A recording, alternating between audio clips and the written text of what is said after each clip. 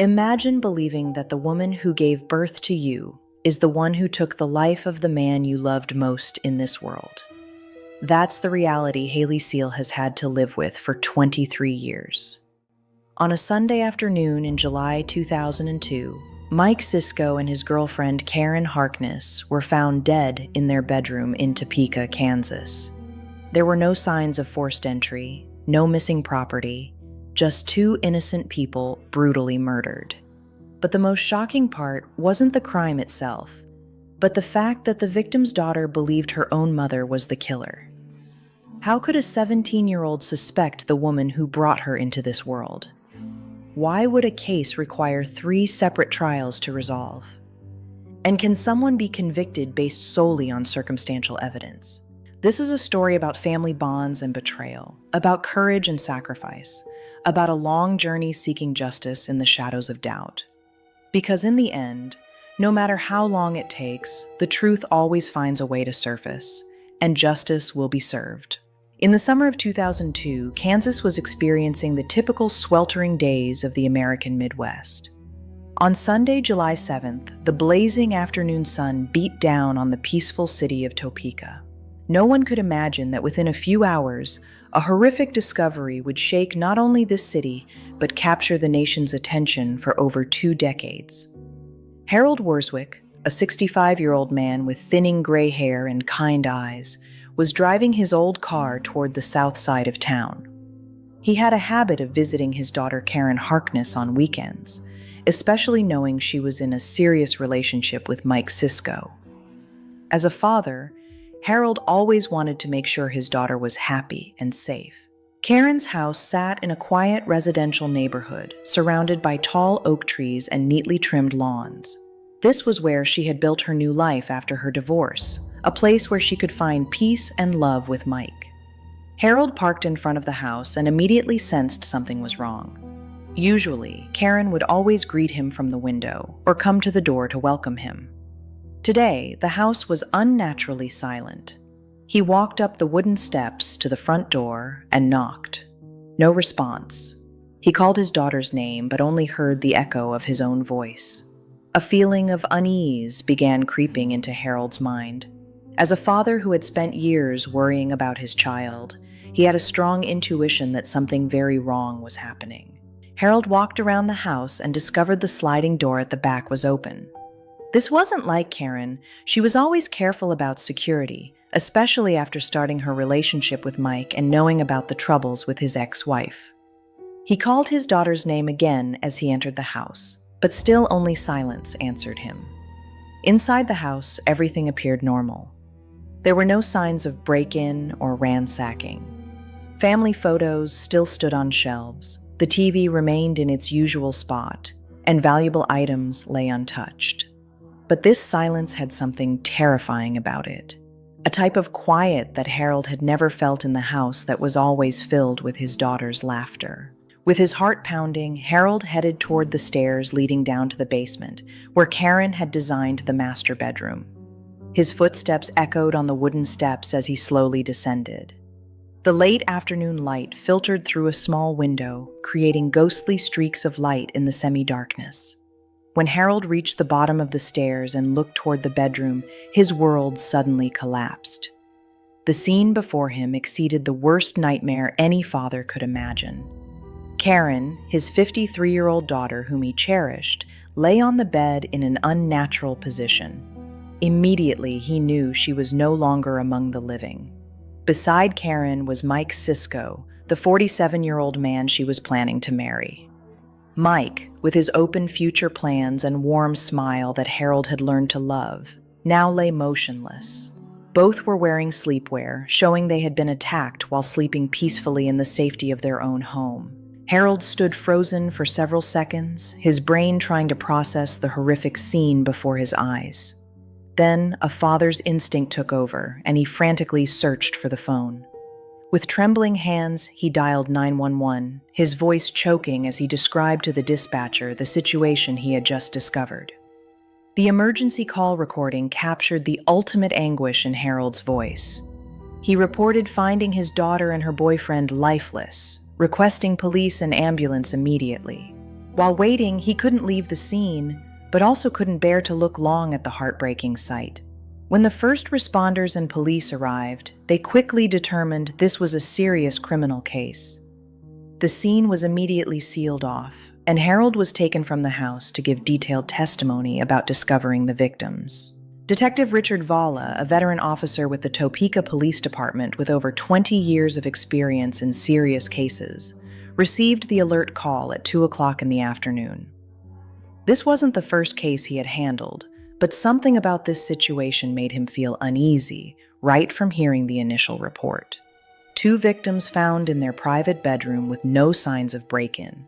This could be a complex case. When Volley and the investigative team arrived at the scene, they began the meticulous work of evidence collection. The scene revealed notable details. Both Mike and Karen were wearing sleepwear, indicating they had been attacked at night or early morning while asleep. There were no signs of struggle, suggesting the attack may have happened very quickly or while they were sound asleep. Most notably, the rest of the house was completely undisturbed. The expensive TV remained in its original position, Karen's jewelry still lay on the dresser, and Mike's wallet with considerable cash remained in his pants pocket. This immediately ruled out the possibility of a typical robbery. The attacker had a very specific target. They came here only to take the lives of Mike and Karen, not to steal property. Initial investigation showed both victims had been attacked with a 9mm gun. Shell casings found at the scene would become important clues in the investigation. However, there were no clear fingerprints on the shell casings, and no murder weapon was found at the scene. While the forensic team worked at the scene, Detective Valla began reconstructing the final hours in Mike and Karen's lives. Through security cameras at various locations, he discovered that the couple had spent the evening of July 6th at a casino about an hour's drive from Topeka. Security camera footage showed Mike and Karen in good spirits, relaxed. They left the casino at 1:30 a.m. on July 7th, stopping at a convenience store to buy coffee. This was the last time Karen was captured on film alive. After that, they went home and presumably went to sleep, unaware that death was waiting for them. News of the case quickly spread throughout the Topeka community. Mike Sisco, as a single father raising 2 young children, was known and loved by many. Karen Harkness also had an extensive network of friends and colleagues. Having both brutally murdered sent waves of shock and grief through the community. Mike's 2 children, 17-year-old Haley and 15-year-old Dustin, were living with their grandmother when they received the devastating news. Haley, an intelligent girl with dreams of college, suddenly faced the cruel reality that she had become an orphan. Dustin, still at an age needing paternal guidance, now had to learn to grow up without Mike's warm presence. When Haley arrived at the scene and saw the yellow police tape surrounding the once familiar house, she realized her life had changed forever. Her grandmother, with a face full of tears, had to take on the role of delivering the terrible news to the 2 grandchildren. The sight of 2 children realizing they would never see their father again was one of the most heartbreaking moments in the entire case. In the first hours after discovering the bodies, police began collecting statements from family and friends of the victims. They needed to understand Mike and Karen's lives, their relationships, and whether anyone had motive to take their lives. Notably, from the very first interviews, one name was continuously mentioned: Dana Chandler, Mike Sisco's ex-wife. Family members and friends all described the tense relationship between Dana and Mike after their bitter divorce.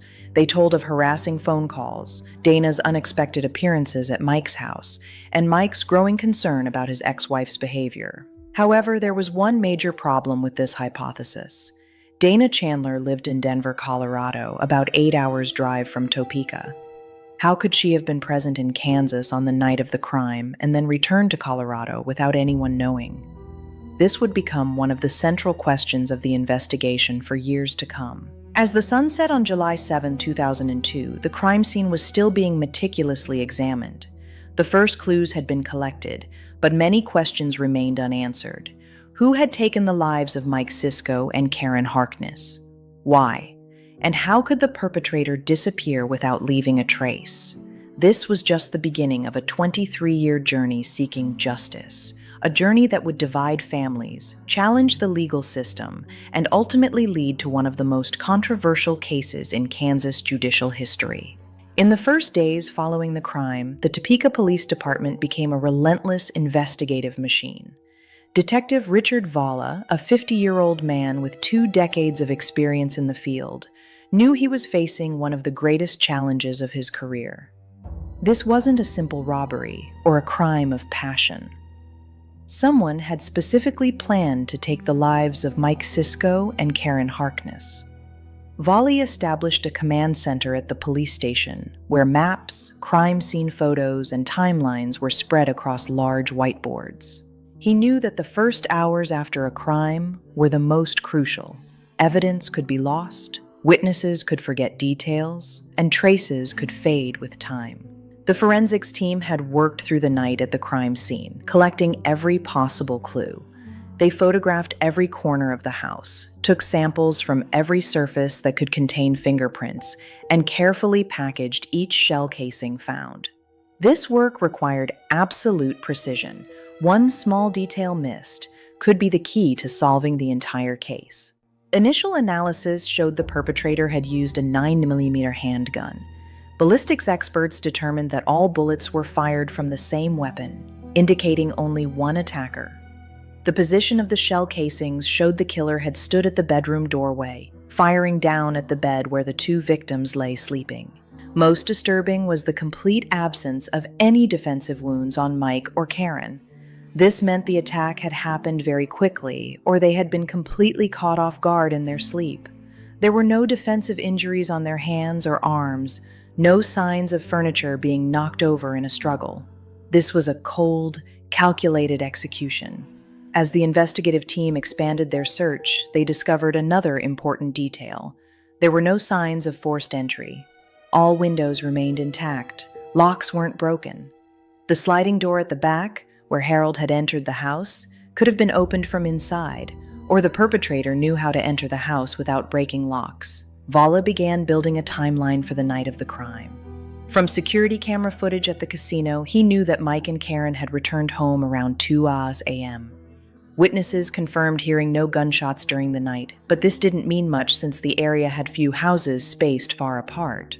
Furthermore, if the killer used a silencer or waited for other noise to cover the sound, no one hearing anything was entirely possible. While analyzing physical evidence, Volley simultaneously began investigating the personal lives of the 2 victims. Mike Sisco, 47 years old, was a man beloved by many in the community.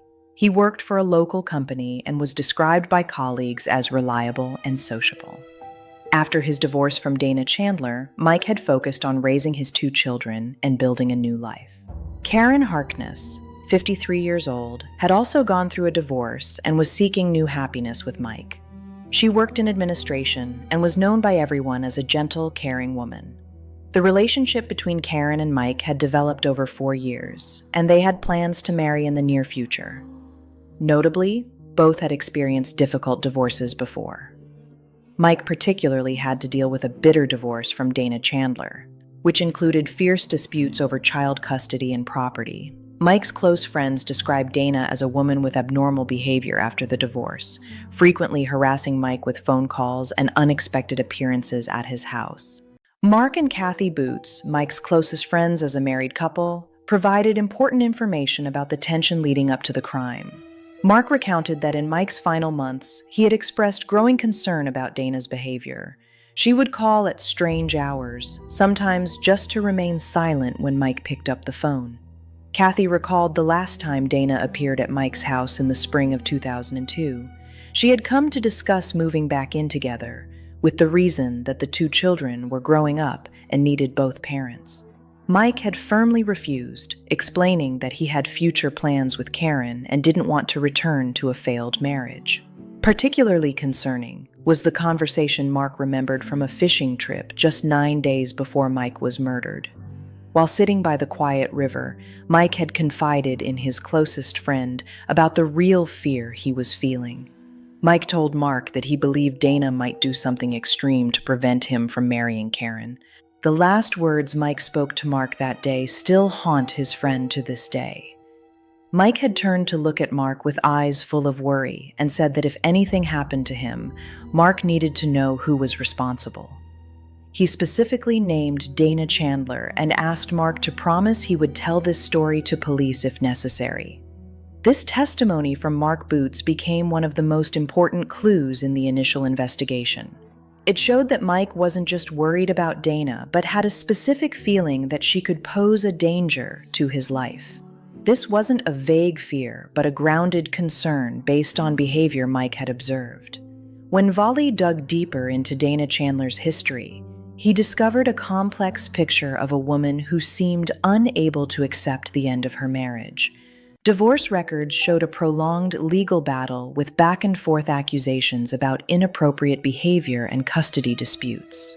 What particularly caught investigators' attention was the fact that Dana lived in Denver, Colorado, over 500 miles from Topeka and about 8 hours' drive. If she was truly involved in the crime, she would have had to meticulously plan a round trip without being detected. Volley requested checks on Dana's financial records and phone records in the days surrounding the crime. This was meticulous work requiring cooperation from multiple agencies and could take weeks to complete. While waiting for this information, he continued collecting testimony from people who could provide information about the relationship between Mike and Dana. Mike's 2 children, Haley and Dustin, were initially considered too young and too grief-stricken to provide detailed testimony. However, as time passed and they began recovering from the initial shock, Volley realized they might have important information about their mother's behavior in the period before the crime. Haley, despite being only 17, showed remarkable maturity in how she handled the situation. She told Volley about strange phone calls the family received, about Dana's unexpected appearances at the house, and about changes in her father's behavior in his final months. Most notably, Haley described Mike's growing anxiety about the family's safety. He had begun checking door locks multiple times each night, frequently looking out windows, and seemed to be constantly in a state of high alert. This wasn't normal behavior for a peaceful man like Mike, showing he truly felt threatened. Dustin, though younger, also remembered important details. He told of seeing a strange car parked near the house at various times, and the feeling that the family was being watched by someone. While these observations might have been a child's imagination, when combined with other evidence, they formed a worrying picture of Mike and his family possibly being stalked before the crime occurred. As the investigation continued, Volley also faced pressure from the public and media. The case had attracted widespread attention in the Topeka community, and everyone wanted answers. However, he knew that a rushed investigation could lead to serious mistakes. One of the biggest challenges the investigative team faced was the lack of direct physical evidence linking anyone to the crime. Although there was much circumstantial evidence pointing toward Dana Chandler, there were no fingerprints, no DNA, and no direct witnesses who saw her at the scene. Furthermore, Dana appeared to have an alibi. She claimed to have been in Colorado at the time of the crime. Verifying this alibi required cooperation from Colorado police and detailed analysis of financial, traffic, and communication records. This was a complex and time-consuming process. As the first months passed without any major breakthrough, pressure on the investigative team continued to mount. Victims' families demanded answers, the community worried about safety, and superiors required concrete progress in the case. Volley knew he needed more solid evidence before pursuing any legal action.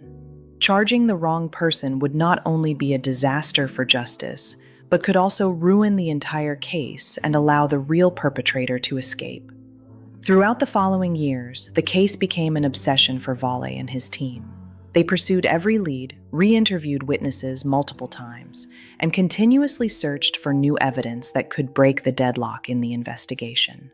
However, time passed and the case remained unsolved. Public interest began to wane, and the case was in danger of becoming one of the unsolved cases in the Topeka Police Department's files. For Mike and Karen's families, this was a painful reality. They might never know who had taken the lives of their loved ones and why. It was in this context that a new element would emerge and completely change the course of the case. the intervention of national media, and Haley Seal's special determination in seeking the truth about her father's death. 6 years after the crime, as the fall of 2008 covered the city of Topeka with golden falling leaves, the Mike Sisco and Karen Harkness case remained like an open wound in the heart of the community. Detective Richard Vall, now with more gray hair and deeper wrinkles around his eyes, still kept the case file on his desk as a constant reminder of his unfinished responsibility. It was in this seemingly deadlocked context that a new ray of light emerged from a completely unexpected direction. Sarah Ely Hulse, a veteran producer of the 48 Hours program on CBS News, had heard about the unsolved case in Kansas through the Information Network of investigative journalists. Hulse, a woman with over 10 years of experience producing true crime documentaries, immediately recognized the potential of this story. This wasn't just a simple murder case, but a complex family tragedy with deep psychological elements. She decided to propose to CBS leadership the production of a special episode about the Topeka case. When Hulse and the production team arrived in Kansas in the spring of 2008, they brought modern filming equipment and determination to uncover the truth. The first thing that impressed them was the enthusiastic cooperation from the victims' families. Unlike many other cases where families often hesitate to appear before media, Mike and Karen's families saw this as a last opportunity to seek justice. Harold Wurswick, the father who had discovered his daughter's body, despite being much more frail after 6 years of grief, was still willing to share his story before the camera. He described in detail that horrific day, his voice trembling but determined as he recounted every moment from entering the house to discovering the terrible truth. However, the character who captured the production team's attention most was Haley Seal, now 23 years old and having become a young woman with sad but determined eyes. What shocked Hulse and the crew was what Haley revealed about her suspicions toward her own mother. In the initial interviews, Haley stunned everyone when she declared that she believed her mother, Dana Chandler, was the one who had taken her father's life. This wasn't a vague accusation from a grieving child, but a grounded conclusion from a young woman who had spent years thinking and analyzing the case.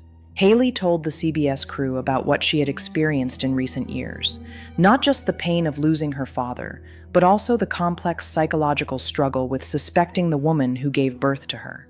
She described sleepless nights, wondering whether her mother truly had the capability to do something so horrific. What particularly convinced Haley of her suspicions was her deep understanding of Dana's personality and behavior. She recalled witnessing her mother's rage when talking about Mike and Karen, the way Dana couldn't accept Mike continuing his life without her.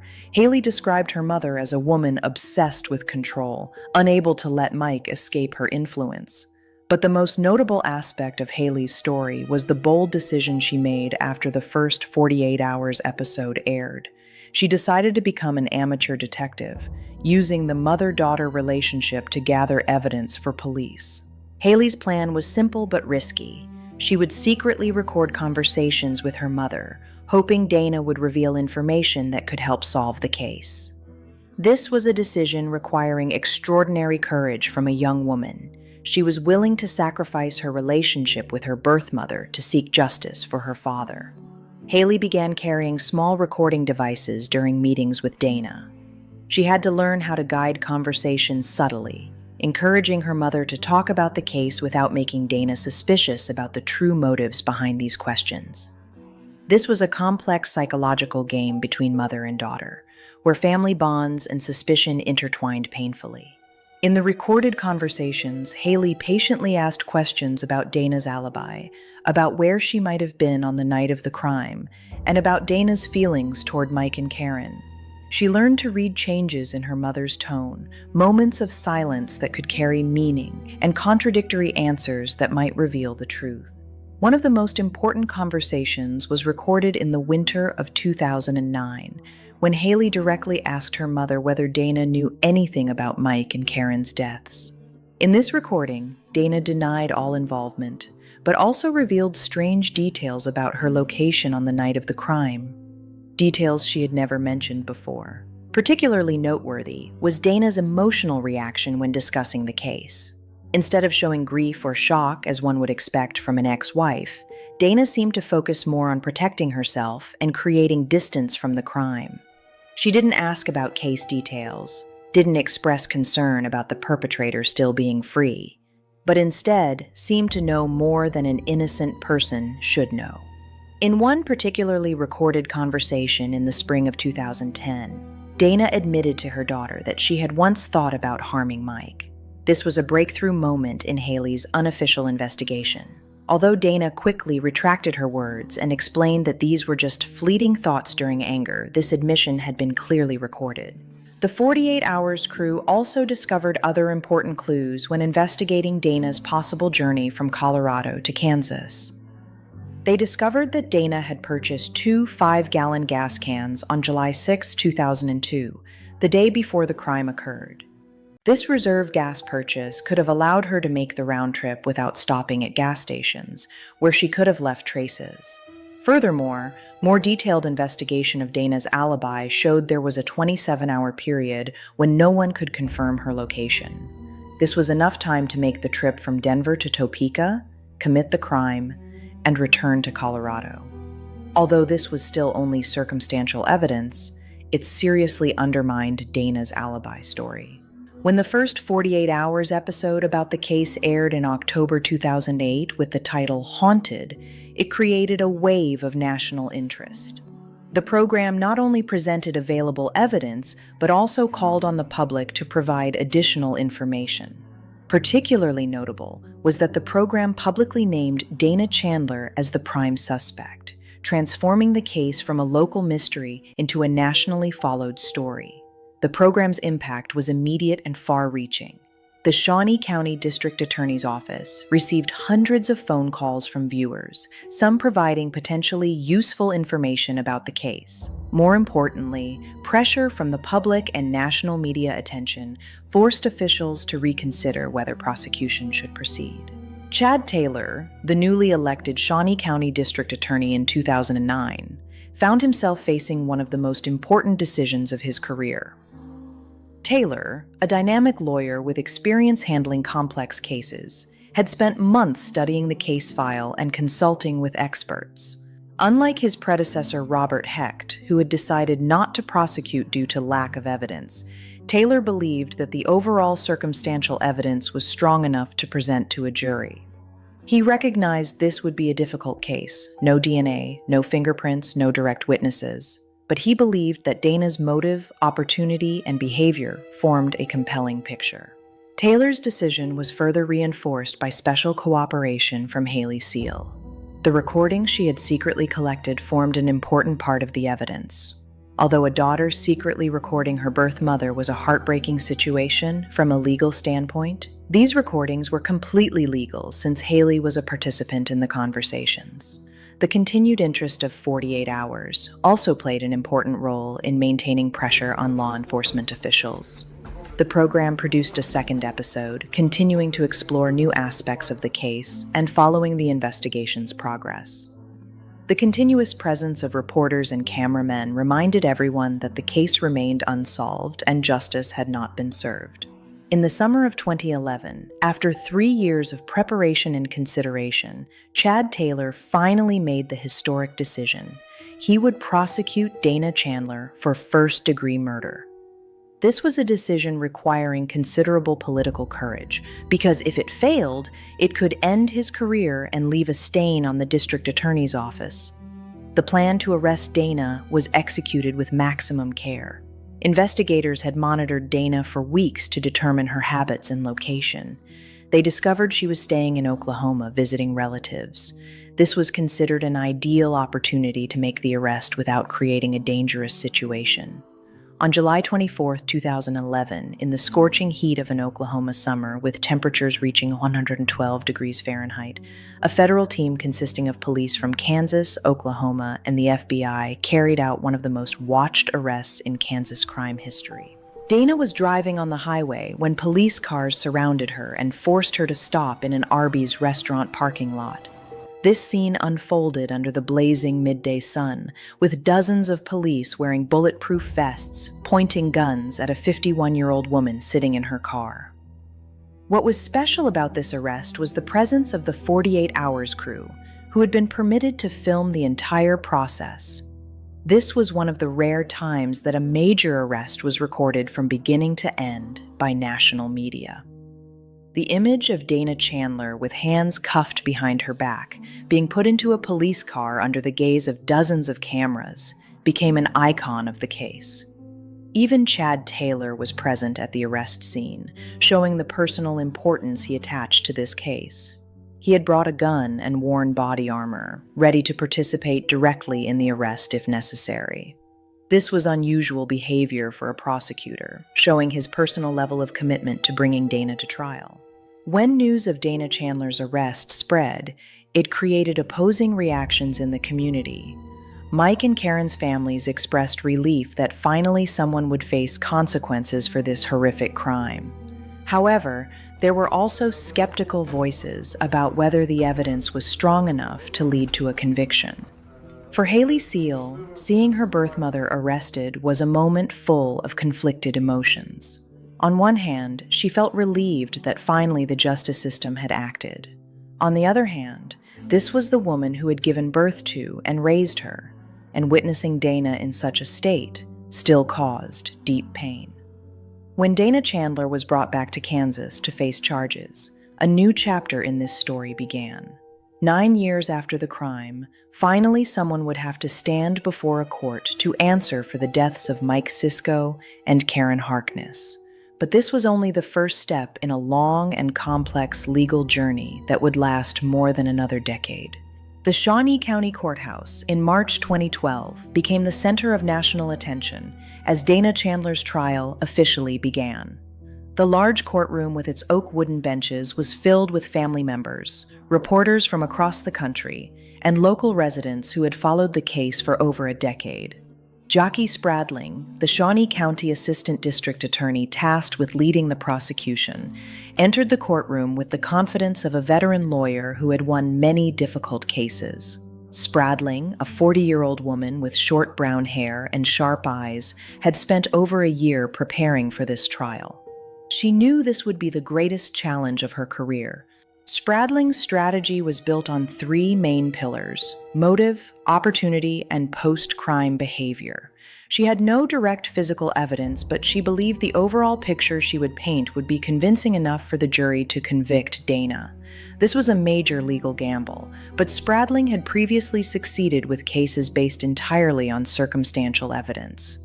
Dana Chandler, now 53 years old and having endured nearly a year in custody, sat at the defendant's table with her defense team. She wore a simple gray suit, her hair neatly tied back, trying to project the image of an ordinary middle-aged woman wrongly accused. However, those observing closely could detect the tension in her gestures, hands occasionally trembling, eyes constantly scanning the courtroom as if searching for an escape route. Spradling's opening statement established a dramatic picture of a woman obsessed with control who couldn't accept losing her ex-husband. She described Dana as a systematic stalker who had spent months monitoring and harassing Mike Sisco, seeking to sabotage his relationship with Karen Harkness.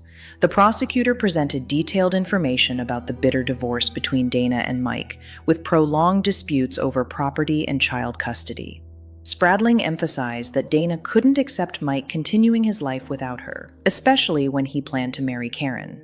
This wasn't ordinary jealousy, but a dangerous obsession that could lead to violence. One of the most emotional moments of the trial was when Haley Seal, now 27 years old, took the witness stand to testify against her own mother.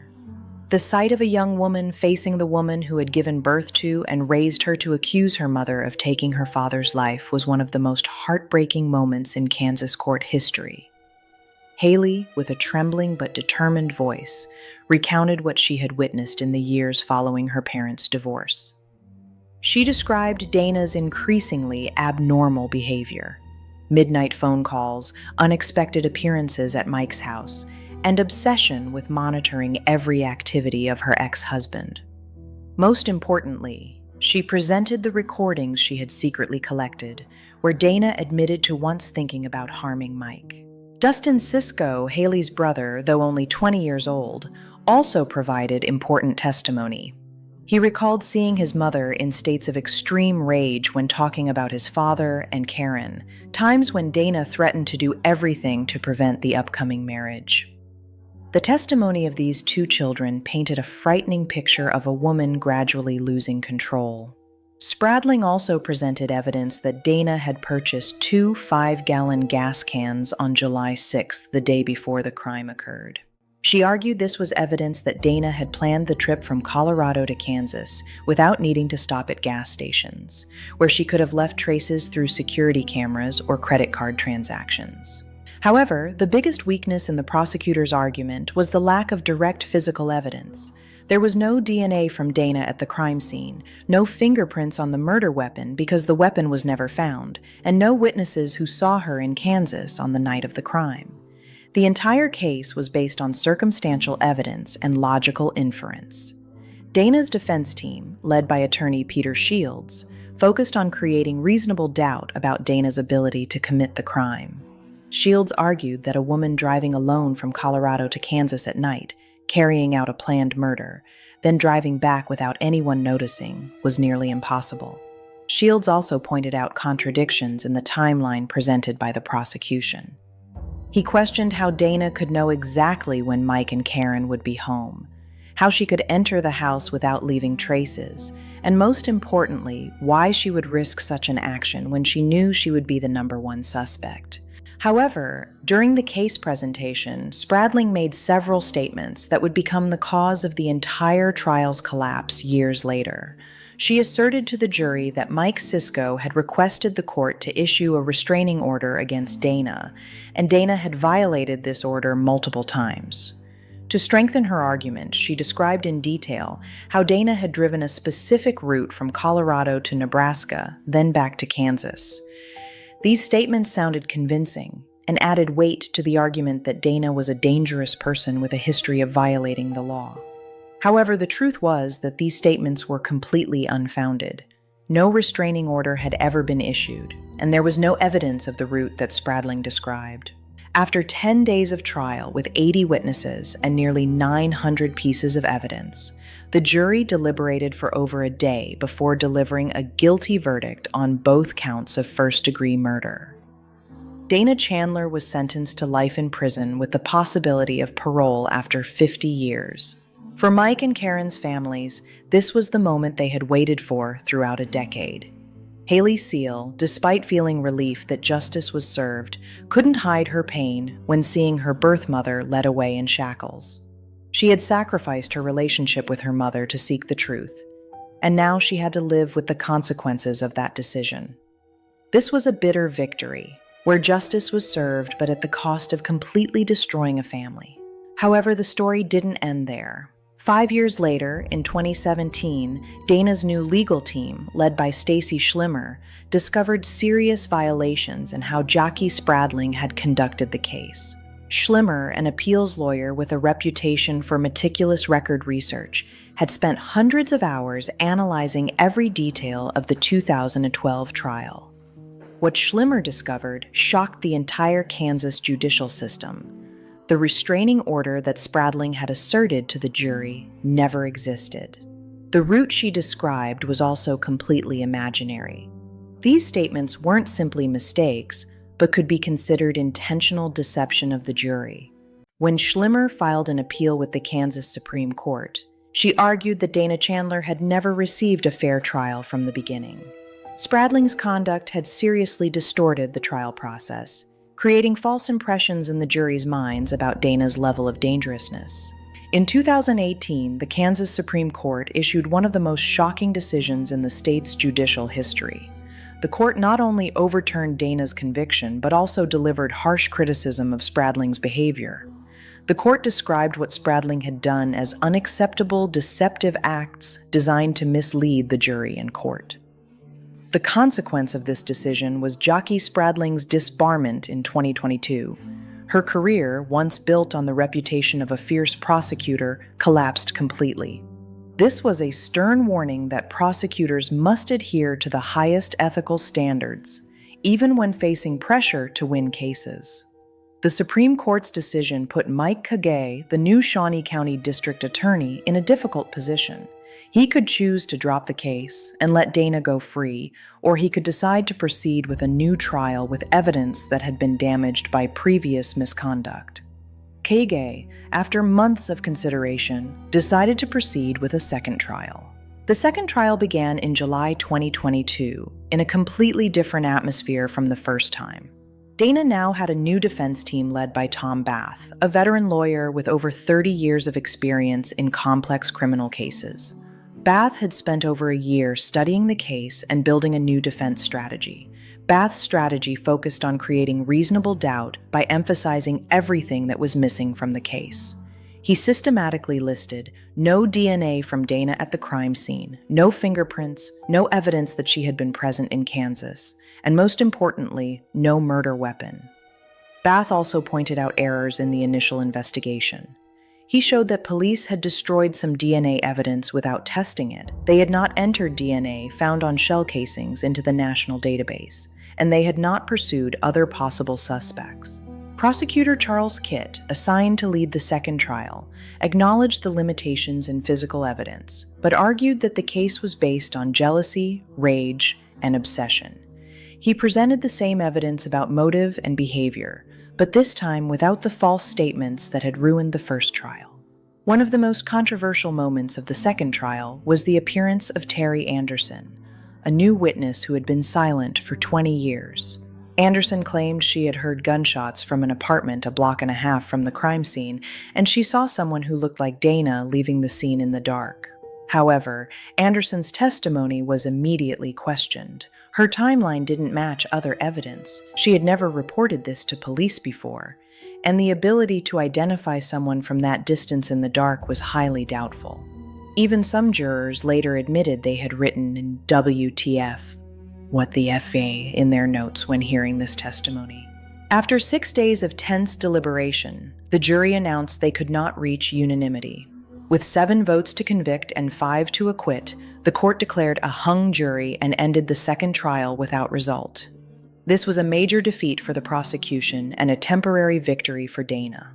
The decision to proceed with a third trial was one of the most difficult decisions in Mike Kage's career. With 2 trials having ended without a final conviction, many believed it was time to abandon the case. However, Kage believed justice demanded continuation, especially considering the victims' families' pain. The third trial, taking place in early 2025, brought an unexpected turn when Dana Chandler decided to represent herself. This was a risky decision, but allowed her complete control over her defense method. Dana, now 65 years old, had spent years in prison studying law and preparing for this moment. The scene of Dana questioning her own son, Dustin, created one of the strangest moments in court history. A mother asking her son whether he believed she had taken his father's life. Dustin, now 30 years old, maintained his position that he believed his mother was guilty. Dana also testified herself for 20 hours spread over 7 days, a marathon performance she used to present detailed information about her alibi. She used credit card receipts to show she had been present in Colorado, described in detail her journey through the Rocky Mountains, and asserted that she had never owned a 9mm gun. In her closing statement, Dana gave an emotional performance as she asserted her innocence. She admitted that her life hadn't been perfect, that she had flaws and had made mistakes, but she asserted that this didn't make her a killer. She declared that the state of Kansas had failed to meet its burden of proving her guilt beyond reasonable doubt. However, prosecutor Charles Kitt's final argument focused on the concept of control. He argued that the entire case revolved around Dana losing control of Mike when he planned his future with Karen, and that was what led to the final rage that drove her to commit the crime. After nearly 4 hours of deliberation, the jury finally delivered a guilty verdict on both counts of first-degree murder. This time, there were no procedural errors, no prosecutorial misconduct, and no hung jury. Dana Chandler was finally convicted of taking the lives of Mike Sisco and Karen Harkness. When the verdict was read, Dana turned away and didn't look at the jury. This was the end of a 23-year legal journey, but also the beginning of the final chapter in this story. the sentencing, and the ultimate consequences of the entire tragedy. 3 months after the guilty verdict, on a morning in June 2025, the Pottawatomie County Courthouse in Westmoreland, Kansas, became the stage for the conclusion of one of the most controversial cases in the state's judicial history. Dana Chandler's sentencing hearing had attracted attention from across the nation, not only because of the case's complex nature, but also because of the profound questions it raised about the nature of justice and the price paid for truth.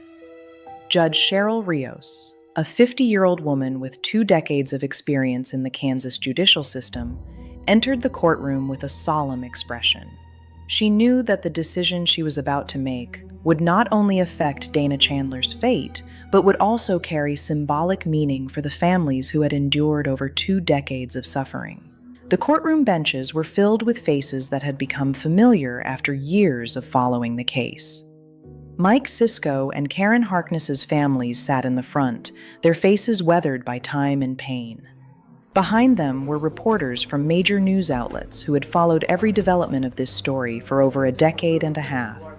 Dana Chandler, now 65 years old with thinning gray hair and a gaunt face after years of imprisonment, sat at the defendant's table. She tried to shield her face with a piece of paper as photographers captured her final images as a free person.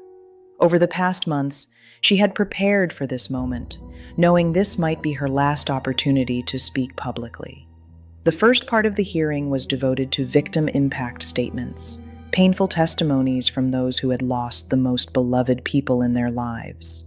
This was the moment when the law allowed survivors to express the real impact of crime on their lives. Haley Seal stepped up to the podium with the bearing of a woman who had matured through trials no one her age should have to endure. Now 30 years old, she had become a mother, a wife, and a contributing member of the community. But the wound from losing her father and the betrayal by her birth mother remained fresh in her heart. With a trembling but steady voice, Haley began sharing about 23 years of living with pain and suspicion. She described the horrifying feeling of realizing that the woman who gave birth to and raised her could be the one who had taken the life of the man she loved most. She spoke of sleepless nights, wondering whether she was living under the same roof as a killer.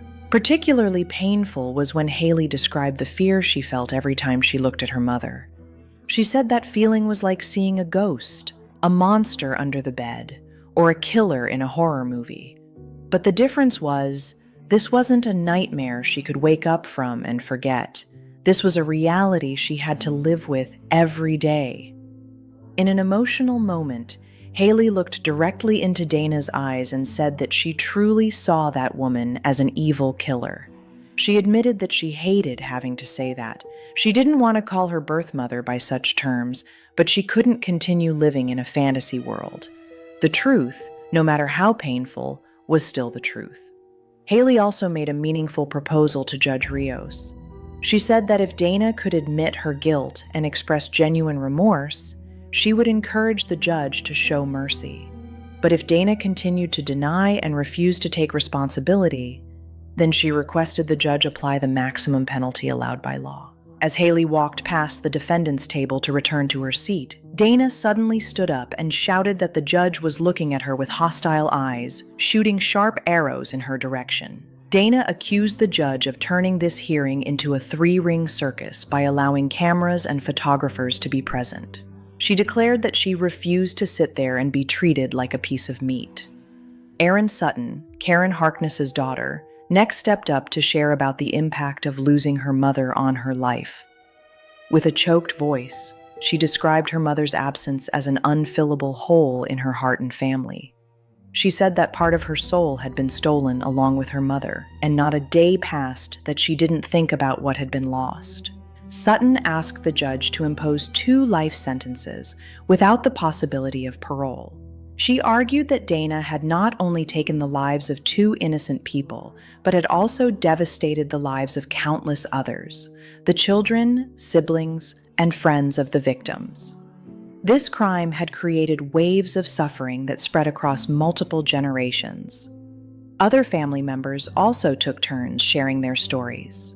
They spoke about having to explain to grandchildren why grandparents, aunts, and uncles were no longer there. They talked about empty holidays, birthdays without laughter, and family memories that would never be created. When it was Dana Chandler's turn to speak before sentencing, the atmosphere in the courtroom became so tense it could be cut with a knife. This was the final moment she could speak, the last opportunity to confess or continue asserting her innocence. Dana stood up straight, looking directly at Judge Rios. She began by declaring that she had always maintained her innocence and would continue to do so. She asserted that she was not present in Topeka, Kansas on July 7th. She had never owned or used a 9mm gun, and what was happening in this courtroom was a grave injustice. Dana continued with a long, detailed speech in which she accused many people of conspiring against her. She criticized Judge Rios, the prosecutors, investigating police, trial witnesses, and even the court clerk of unethical behavior, leading to her wrongful conviction. In one particularly notable moment, Dana attempted to blame Jeff Sutton, Karen Harkness's son-in-law, for the murders. She accused him of being greedy and evil, implying that he might have had financial motives to take Karen's life. Dana's speech lasted over 15 minutes and was characterized by complete denial of all responsibility and blaming everyone else. She expressed no remorse for Mike and Karen's deaths, showed no empathy for the victims' families, and acknowledged no role in the tragedy that had occurred. When Dana finished her speech, Judge Rios took a few minutes to reflect before delivering the final sentence. She had heard all parties present, considered all factors, and now had to make a decision that would shape the rest of Dana Chandler's life. Judge Rios stood up and announced the sentence. Dana Chandler was sentenced to 2 consecutive life terms for taking the lives of Mike Sisco and Karen Harkness. She would not be eligible for parole consideration for 50 years, meaning she must serve at least 50 years before being able to request release. At her current age of 65, Dana would have to remain in prison at least until she was 115 years old. When the sentence was read, Dana turned away and didn't look at anyone in the courtroom. She was escorted from the courtroom in shackles, ending her final free presence in society. This was the end of a 23-year legal journey, but also the beginning of the final chapter in Dana Chandler's life. After the hearing ended, District Attorney Mike Kagay stepped outside and declared to the press that finally justice had been served. He expressed confidence in the verdict and believed the jury had convicted the right person. He also expressed deep gratitude for the persistence and courage of the victims' families throughout this long process. However, for Haley Seal, this feeling of victory was bittersweet. She had achieved her goal of seeking justice for her father, but the price paid was the complete destruction of her family.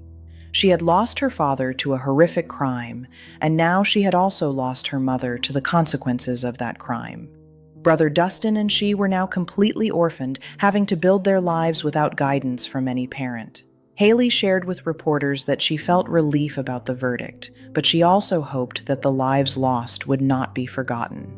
She worried that too much focus on Dana Chandler had overshadowed remembering Mike Sisco and Karen Harkness as real people with dreams, hopes, and those who loved them.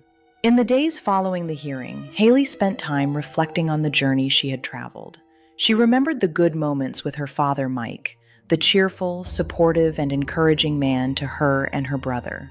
She told her young daughter about the grandfather the child would never meet, about his gentle nature and the unconditional love he had given to his family.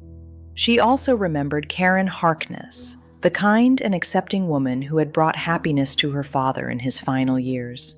Karen had treated Haley and Dustin like her own children, and she had planned to become a wonderful stepmother.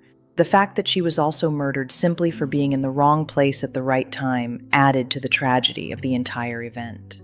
Daryl Burton, co-founder of the Miracle of Innocence organization, a group supporting Dana Chandler, remained unwavering in his belief in her innocence. He continued to assert that the evidence was simply not enough to prove Dana guilty of anything. He argued that convicting someone of murder based solely on circumstantial evidence was dangerous, and could lead to serious judicial errors.